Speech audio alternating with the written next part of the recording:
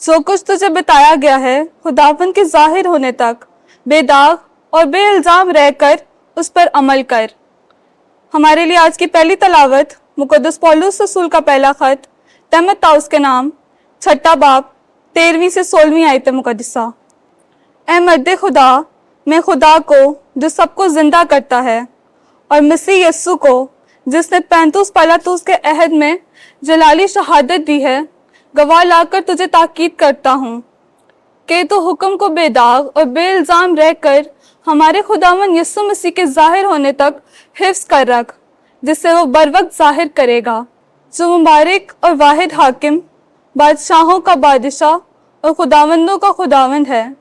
बका वक्त उसी को है और वो उस नूर में रहता है जिस तक कोई नहीं पहुंच सकता, और ना उसे किसी आदमी ने देखा है और ना देख सकता है। उसकी इज्जत और सल्तनत अब्दी हो। आमीन। पाक कलाम के पढ़े और सुने जाने पर खुदा की बरकत हो। ज़बूर 100 जमायती जवाब। खुदावंद के हजूर खुश हलानी करते हुए दाखिल हो। ऐ तमाम ममालिक, खुदावंद के लिए ललकारो, खुशी के साथ खुदावंद की इबादत करो, खुश हलानी करते हुए उसके हजूर दाखिल हो। जमायती जवाब।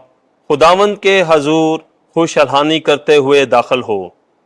जान लो खुदावंद ही खुदा है, उसी ने हमको बनाया और हम उसी के हैं, हम उसकी उम्मत और उसकी चरागाह की भेड़ें। जमायती जवाब। खुदावंद के हजूर खुश हलानी करते हुए दाखिल हो, तारीफ करते हुए उसकी बारगाहों में दाखिल हो, उसका शुक्र करो, उसके नाम को मुबारक कहो।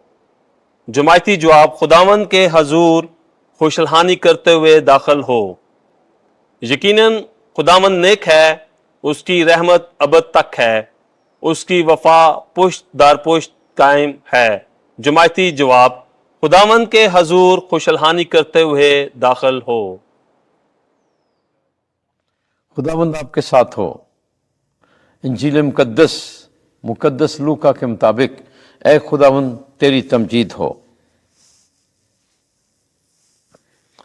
8वां बाब 4 आयत से 15वीं आयत तक।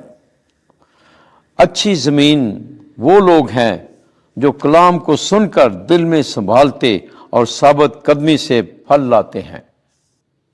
एक दिन जब बड़ा हजूम जमा हो गया और हर शहर से लोग यस्सु के पास चले आते थे, तो यस्सु ने तमसील में कहा कि एक बोने वाला अपना बीज बोने निकला, और बोते वक्त कुछ राह के किनारे गिरा और रौंदा गया, और आसमान के परिंदों ने उसे चुग लिया। और कुछ चट्टान पर गिरा और उग कर सूख गया, क्योंकि उसे तरी ना पहुंची। और कुछ खारदार झाड़ियों में गिरा, और खारदार झाड़ियों ने साथ साथ बढ़कर उसे दबा लिया। और कुछ अच्छी जमीन में गिरा और उगकर 100 गुना फल लाया। ये कहकर उसने पुकारा कि जिसके सुनने के कान हों वो सुन ले। उसके शागिर्दों ने उससे पूछा कि ये तमसील क्या है? और उसने कहा कि खुदा की बादशाही के भेदों की मार्फत तुम्हें दी गई है, लेकिन दूसरों के लिए तमसीलों में, ताकि देखते हुए ना देखें और सुनते हुए ना समझें।